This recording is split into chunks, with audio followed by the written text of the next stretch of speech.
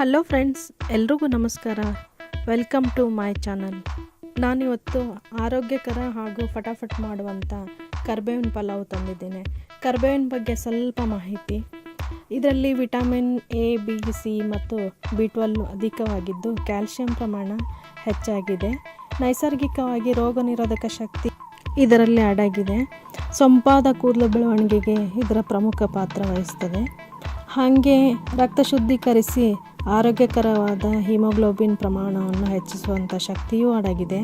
ಇನ್ನೂ ಹೆಚ್ಚಿನ ಆರೋಗ್ಯ ಇದರಲ್ಲಿ ಹೇರಳವಾಗಿದ್ರೂ ನಾವು ಇದನ್ನು ಭಾಳ ನೆಗ್ಲೆಕ್ಟ್ ಮಾಡ್ತೀವಿ.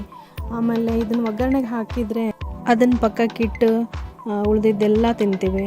ಆದರೆ ಇದರಲ್ಲಿ ಇಷ್ಟೆಲ್ಲ ಅಡಗಿರೋದ್ರಿಂದ ಯಾಕೆ ನಾವು ಇದನ್ನು ಒಂದು ಪಲಾವ್ ಥರ ಮಾಡ್ಕೊಂಡು ತಿನ್ನಬಾರ್ದು? ಅದಕ್ಕೆ ಪಲಾವ್ ಮಾಡಿದೆ. ಬನ್ನಿ ಫ್ರೆಂಡ್ಸ್, ಏನೆಲ್ಲ ಹಾಕಿದೆ ಅಂದರೆ ಇದಕ್ಕೆ ಒಂದು ಹಿಡಿಯಷ್ಟು ಕರಿಬೇವು ತೊಗೊಂಡೆ. ಅದಕ್ಕೆ 1 ಇಂಚಿನಷ್ಟು ಶುಂಠಿ ಮತ್ತು ಸ್ವಲ್ಪ ಕರಿಬೇವು, ಹಾಗೆ 7-8 ಮೆಣಸಿನ್ಕಾಯಿ, 2 ಬೆಳ್ಳುಳ್ಳಿ ಗಡ್ಡೆ, ಜೀರಿಗೆ, ಇದನ್ನೆಲ್ಲ ಪೇಸ್ಟ್ ಮಾಡಿದೆ.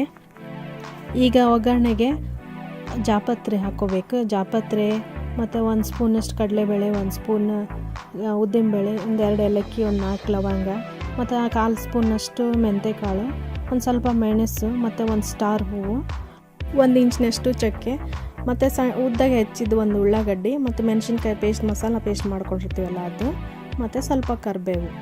ಆಮೇಲೆ ಒಂದು ಪಾತ್ರೆ ಅಥವಾ ಕುಕ್ಕರ್ಗೆ 4-5 ಸ್ಪೂನ್ ಎಣ್ಣೆ ಹಾಕ್ಕೊಂಡು ಸಾಸಿವೆ ಜೀರಿಗೆ ಸಿಡಿಸ್ಕೊಂಡು ಒಂದೊಂದಾಗಿ ಮಸಾಲ ಐಟಮ್ ಹೇಳಿದ್ನಲ್ಲ ಅದನ್ನೆಲ್ಲ ಹಾಕೋತಾ ಒಗ್ಗರಣೆ ಮಾಡ್ಕೋಬೇಕು. ಫ್ರೆಂಡ್ಸ್, ಇದಂತೂ ಭಾಳ ಚಲೋ ಆಗಿತ್ತು. ನಮ್ಮ ಮನೆಗೆ ಎಲ್ರಿಗೂ ಇಷ್ಟ ಆಯಿತು.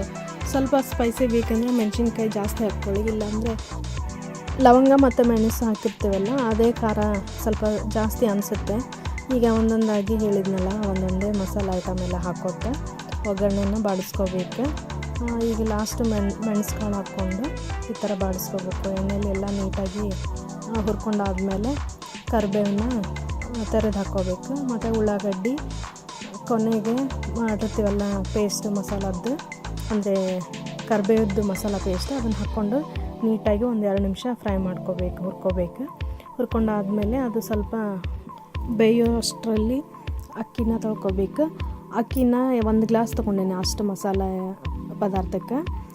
1-2 ಸಲ ಅಕ್ಕಿನ ನೀಟಾಗಿ ತೊಳ್ಕೊಂಡು ಫುಲ್ ನೀರೆಲ್ಲ ಬಸ್ದು ಅದೇ ಒಗ್ಗರಣೆಲ್ಲ ಹಾಕ್ಕೊಂಡು ಸ್ವಲ್ಪ ಈ ಥರ ಹುರ್ಕೋಬೇಕು. ಅಂದರೆ ಸ್ವಲ್ಪ ಟೇಸ್ಟ್ ಬರುತ್ತೆ. ಹಂಗಾಗಿ ಹಿಂಗೆ ಮಾಡ್ತೀನಿ ನಾನು.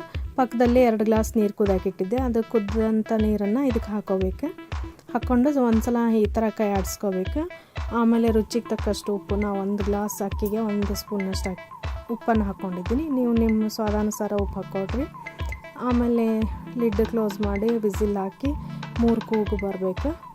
3 ಕೂಗು ಬಂದ ನಂತರ 5 ನಿಮಿಷ ಬಿಡಬೇಕು. ಈಗ 1 ಆಯಿತು, 2 ವಿಸಿಲ್ ಆಯಿತು, 3ನೇದ್ದು. ಈಗ ಸ್ಟವ್ ಆಫ್ ಮಾಡಿ 10 ನಿಮಿಷ ಆರಲಿಕ್ಕೆ ಬಿಟ್ಟರೆ ಆರೋಗ್ಯಕರವಾದ ಕರಿಬೇವಿನ ಪಲಾವ್ ರೆಡಿ ಆಗುತ್ತೆ. ಫ್ರೆಂಡ್ಸ್, ನನ್ನ ಚಾನಲ್ಗೆ ಸಬ್ಸ್ಕ್ರೈಬ್ ಮಾಡಿ, ಶೇರ್ ಮಾಡಿ, ಲೈಕ್ ಮಾಡಿ, ಕಮೆಂಟ್ ಮಾಡಿ. ಮುಂಬರುವ ನನ್ನ ವಿಡಿಯೋಸ್ಗೂ ಪ್ರೋತ್ಸಾಹ ಕೊಡಿ. ವೀಕ್ಷಣೆ ಮಾಡಿದ ಎಲ್ಲರಿಗೂ ಧನ್ಯವಾದಗಳು.